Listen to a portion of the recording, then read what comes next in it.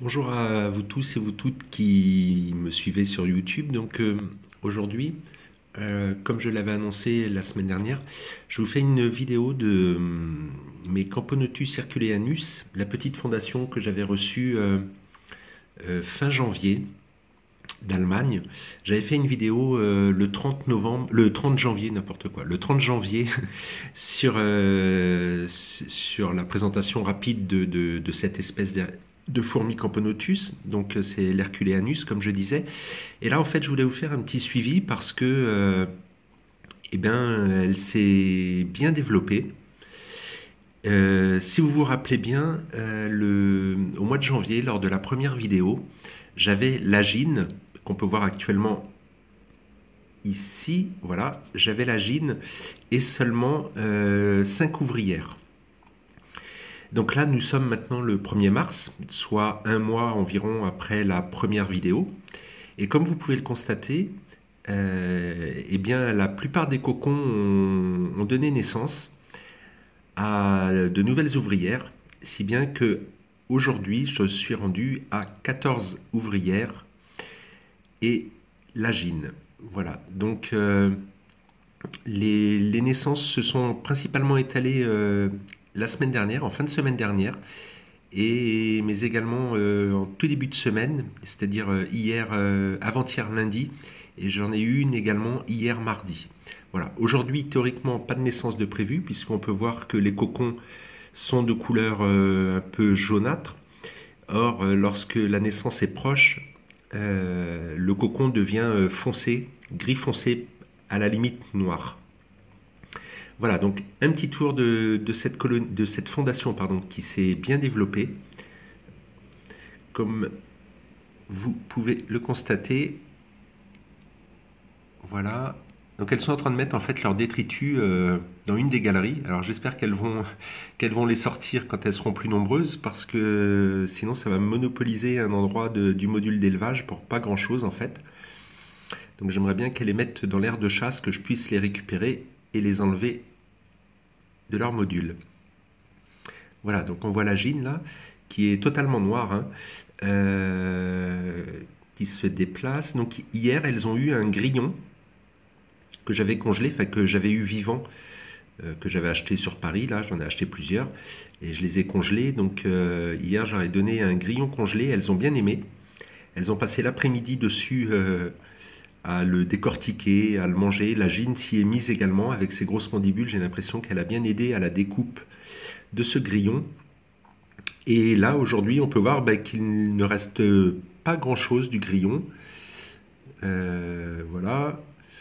Il reste même presque rien, puisque la pâte que vous voyez dans la zone de détritus est en fait la pâte d'une blatte que je leur avais mis il y a environ une quinzaine de jours. Voilà. Donc, la dernière née, en fait, est celle qui est contre les cocons, là, qui bouge pas beaucoup. On le voit à la couleur, en fait, hein. Vous pouvez voir qu'elle a une couleur beaucoup plus fade que les autres, ses autres sœurs. Pourquoi? Tout simplement parce que c'est la dernière née, donc il va lui falloir à peu près 48 heures pour commencer à avoir des couleurs qui se rapprochent un peu de son espèce. Alors, on peut voir une petite toilette de la gine.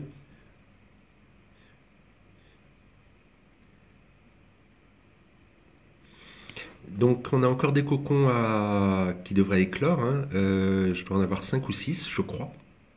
Et on peut constater également que j'ai des œufs. Alors je vais zoomer un petit peu. Voilà, là j'ai des œufs, donc la reine, enfin la gine continue à pondre, c'est parfait. La colonie devrait continuer à s'agrandir. Donc là je vous rappelle, ouais, je suis passé donc de 5 à 14 ouvrières en un mois. Donc je suis super content. Tout le monde se développe bien, elles sont en pleine forme, hein. J'ai pas eu de mortes chez les Herculeanus.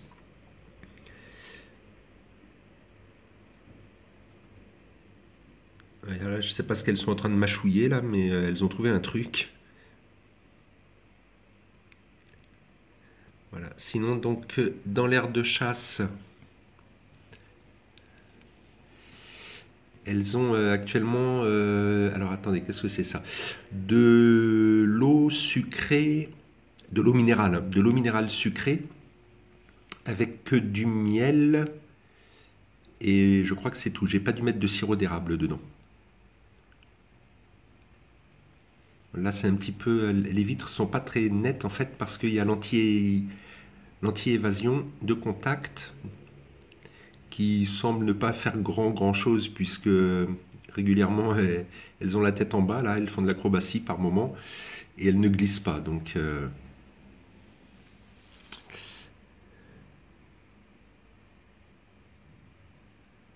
voilà. Donc la journée en fait elles ont un carton hein, qui est posé sur sur la partie des galeries. Je vais dézoomer un peu. Voilà, sur cette partie-là, il y a un carton de manière à les plonger dans l'obscurité. Seul l'air de chasse est à la lumière du jour. Mais sinon, je recouvre d'un petit carton. En fait, bah, c'est tout bête. Hein. Attendez, je vais vous le positionner. Vous allez voir. Hop. Voilà. Et sur ce petit carton, en fait, je mets... Puisque j'en ai plusieurs. Je vais vous faire un plan vite fait tout à l'heure. Voilà, je mets l'espèce. Je mets si elle doit faire une diapose, parce qu'il faut que je me souvienne avec tout ce que j'ai. L'humidité dans le nid et la température. Voilà. Après, je mets un petit mot si c'est facile ou pas d'élevage. Comme ça, en fait, je me repère. Et puis, je mets leur provenance. Voilà. Donc là, elle venait d'Allemagne, hein, si vous vous rappelez bien. Voilà. Parce qu'en fait, voilà ce qui se passe. C'est qu'à la maison, hop, vous voyez, j'en ai plusieurs. J'ai plusieurs fondations actuellement dans des modules d'élevage. Si bien que si je ne mets pas ces petits cartons, eh bien, je risque de confondre diapose, pas diapose, facile, pas facile. Voilà. En fait, ce que ça nous donne, et j'en ai également dans une autre pièce. Donc voilà, c'est mes petits repères, en fait, c'est tout bête, hein, mais au moins ça me permet de ne pas confondre espèces. Enfin, il y a des espèces que je peux ne pas confondre parce que voilà. Mais au moins, je sais où j'en suis. Et puis, je m'y retrouve plus facilement en fait. Voilà. Donc on voit bien les nouvelles en fait là. Hein. On voit vachement la différence de couleur entre les anciennes, si je puis dire, et les nouvelles nées de la semaine dernière et cette semaine. Là, c'est flagrant quand elles sont côte à côte toutes là. Voilà, donc c'était une vidéo sur le suivi de ma fondation Camponotus herculeanus, enfin la fondation numéro 1, parce que en fait depuis j'ai eu une seconde fondation qui n'est pas aussi avancée, qui est juste à côté d'ailleurs. Et du coup, voilà, elle c'est la une, c'est-à-dire celle qui a fait l'objet d'une vidéo le 30 janvier.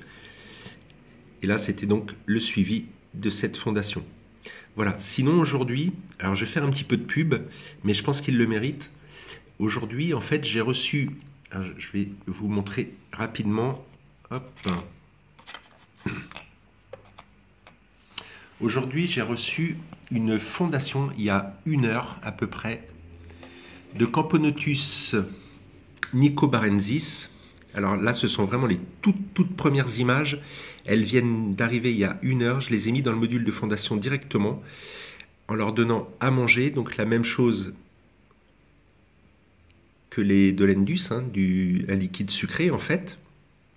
Donc miel, eau minérale, sucre et miel pour les remettre un petit peu du stress de leur voyage. Et donc, voilà, on voit la gine là. Donc elles sont là depuis maintenant 1 heure, elles sont arrivées ici depuis 1 heure. Et en fait, ce que je voulais vous dire, c'est que voilà, je fais un petit peu de pub. Alors c'est rare, mais je pense qu'il le mérite. Voilà, c'est un jeune adulte en fait qui se met un peu dans la vente de fourmis par correspondance. Donc il est situé dans l'est de la France. Son prénom c'est Stanislav, pardon. Et en fait voilà, cette fondation vient de chez lui, enfin vient de son petit commerce en fait. Et je vous invite, si ce n'est pas fait, enfin si vous ne le connaissez pas, à aller sur sa page Facebook qui s'appelle Le Monde des Fourmis. Alors entre chaque mot, il faut taper le tiret du 6 du clavier. Donc c'est le monde, le tiret monde tiret des tiret fourmi point. Et vous verrez, il présente, il a fait un bon boulot, il présente vraiment en détail des espèces de fourmis. Il en a plusieurs à vendre d'ailleurs. Et si vous recherchez des fourmis actuellement, sincèrement, vous pouvez commander les yeux fermés chez lui, parce que je suis absolument pas déçu des fourmis que je viens de recevoir, qui sont donc les Camponotus nicobarensis. Voilà, vous pouvez les voir ici. Bon, là, elles sont peut-être un petit peu speed parce que elles sont sorties du nid il y a maintenant 1 heure. Du nid, ça va pas moi ce matin. Elles sont sorties du tube de transport il y a à peu près 1 heure et elles ont investi donc le module d'élevage qui est le même que pour toutes mes autres fondations. Donc là, elles sont un petit peu speed, mais même durant le transport, à l'arrivée, il n'y avait aucune morte dans la fondation que Stanislav m'a envoyée. Voilà, donc là vous avez l'avant-première, c'est vraiment, on peut voir, tiens, deux ouvrières qui sont en train de boire le liquide. Je pense qu'elles avaient faim, les petites demoiselles, et surtout elles doivent se remettre du trajet postal qui doit être éprouvant pour elles, je pense. Voilà, donc vous avez eu le droit aux toutes premières images de cette magnifique espèce de Camponotus qui est facile d'élevage. Je vous ferai une vidéo de présentation de l'espèce. Hein. Là, on va les laisser tranquilles pendant 1 semaine. Et puis, dans le courant de la semaine prochaine, je verrai pour vous faire une vidéo de présentation de la Nicobarensis. Voilà. Allez, et ben on va se quitter sur allez, soyons fous. On va se quitter sur un plan de la gyne des Camponotus nicobarensis. Et sincèrement, allez voir sa page. Si vous avez des soucis pour trouver sa page, dites-le moi, je vous mettrai le lien sur la vidéo que je viens de faire. Voilà.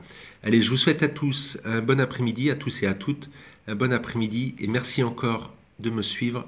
Merci pour vos commentaires, vos encouragements, et comme toujours, si vous avez des questions, vous les posez, j'y répondrai. Bon après-midi les loulous, à plus.